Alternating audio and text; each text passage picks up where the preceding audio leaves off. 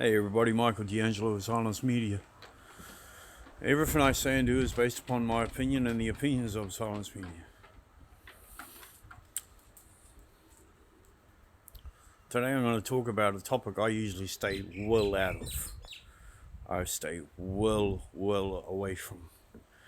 And the reason for that is because, there's people in my genre of what I do that are more qualified to speak on this. I know basics, and when it comes to history, I know bits and pieces. So, back in 2001, I recently did a post, and I thought I'd explain that post, right? So back in 2001, the Kingitanga signed over all intellectual rights for Maori Tonga to China.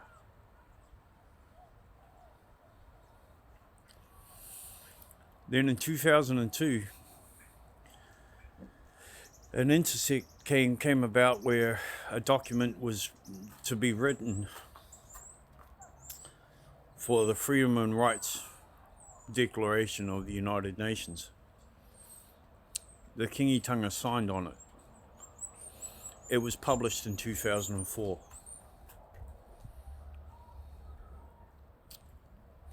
Now, if you don't know what intellectual rights means, people, it means that all our taonga, all our carvings, all our gifts, all our koa,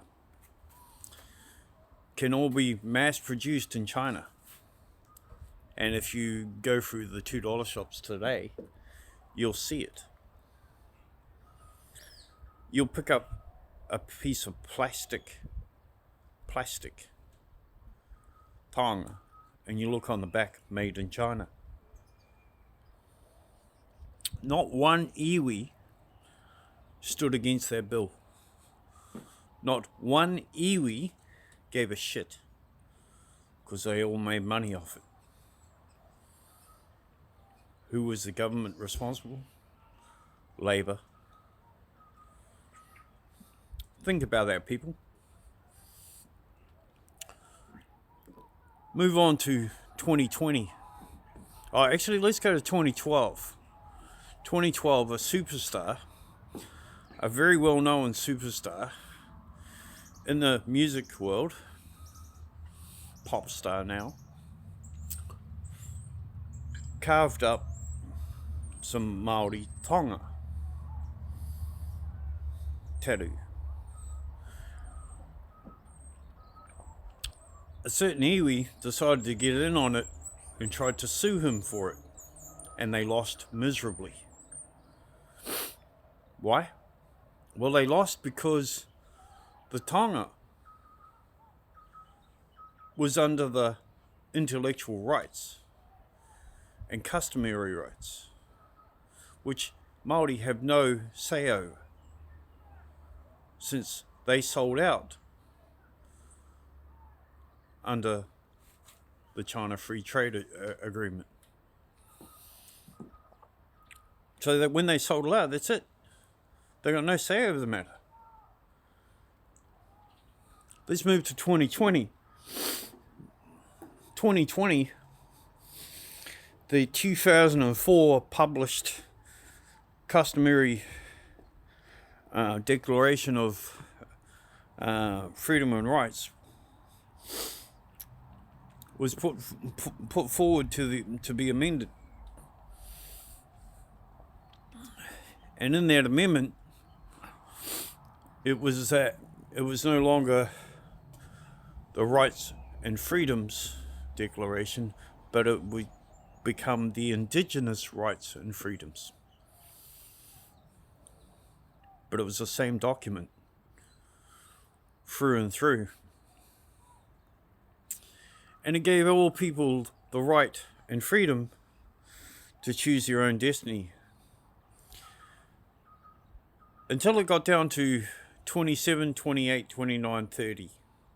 Those sections were all about how the United Nations has the right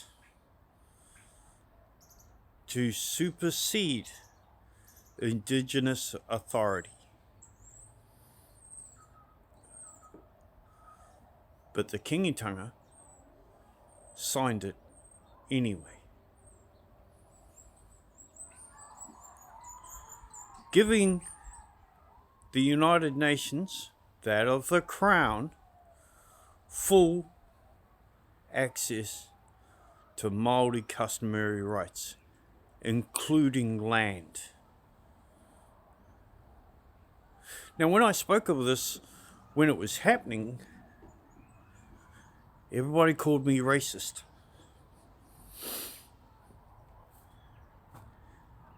And yet all I was doing was showing the Declaration for what it really was, a ploy to water down Maori. And what happened? In 2022, Jacinda, along with Marama Davidson and Te Maori Party, got together and they reaffirmed that document. They reaffirmed that document. But when they reaffirmed that document, they also reaffirmed that anybody of any culture could claim to be Maori. Could claim to be Maori. All they had to do was go on the Maori electoral roll. RNZ put out a post recently about Maori numbers have grown in New Zealand. Yes, on the Maori electoral roll it has grown. It's grown huge. But are they Maori? No, it's just numbers.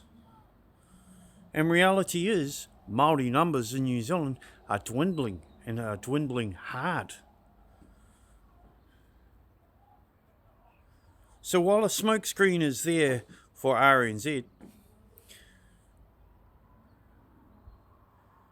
and they're putting out Maori numbers are growing, the reality is Maoridom has just been watered down even more. And here's the thing, to all you racist little pricks out there who want to get on the bandwagon of this, under the Crown, if you're under the Crown, you're the culprit. So if you voted to Maori Party, you're under the Crown. If you're on the Maori electoral roll, you are under the Crown. If you turn around and, I don't know, say, pay your taxes to the Crown, you're under the Crown. I've recently come back under the Crown. I'm not on the electoral roll. I refuse to go there. But recently I had to come in to make sure that my brother got what he's was promised by this government. If I didn't, they were going to walk all over him. And they did. They did walk all over him. They trashed him something chronic. They moved him into a house, said it was built for him, yet the last tenant was only here 2 months ago, yet we've been talking about this for the last 2 years with Housing New Zealand. And then we found out that work for this property only happened 2 months before we moved in, even though Bailey, the housing manager for our area and Housing New Zealand, had said that this place had been worked on for the last 2 years. No, fraudulent to the max. But that's kind of all for you. Just lying to the people. That's the same with the rest of this government. Just lies to the people. Tells you what you want to hear. And then you all jump on the bandwagon and you yell out racism and this and that. In reality, you're the fool that believes their bullshit. Anyway, people, I'm Michael D'Angelo of Silence Media. I just wanted to explain my last post. I ain't racist. I'm real. And the realism is, and it pisses me off because as a bone and wood carver, we now have to struggle harder. I mean, here's the thing. In the 80s and 90s, we never ever bleached our carvings. It was considered tapu.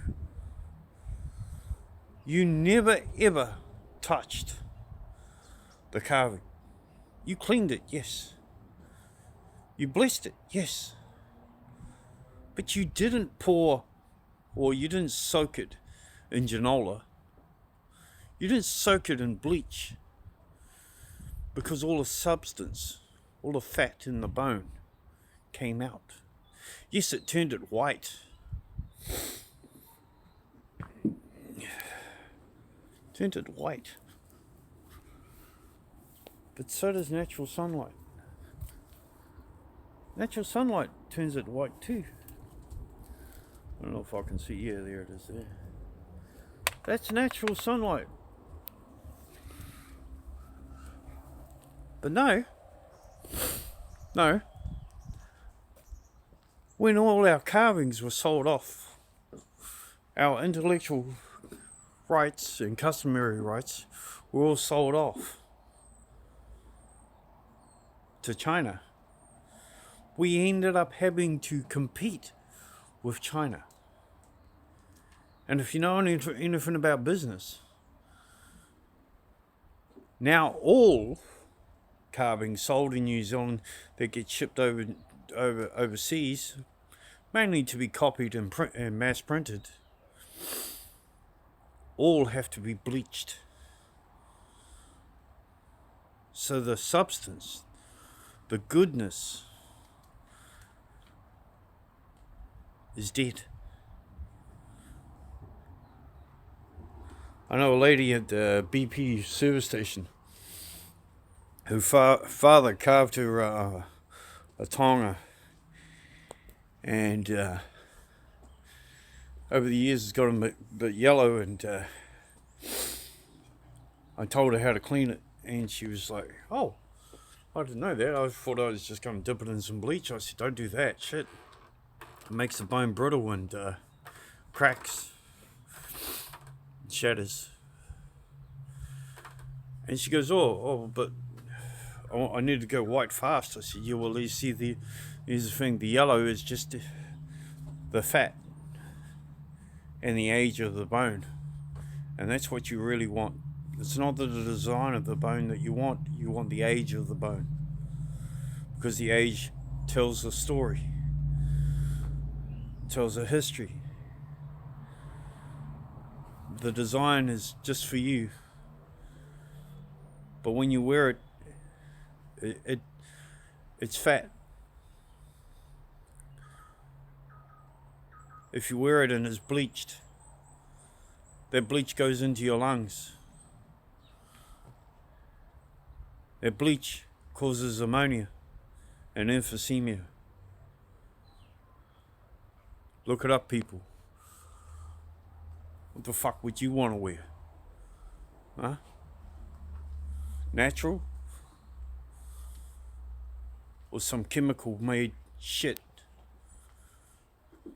that's now made in China?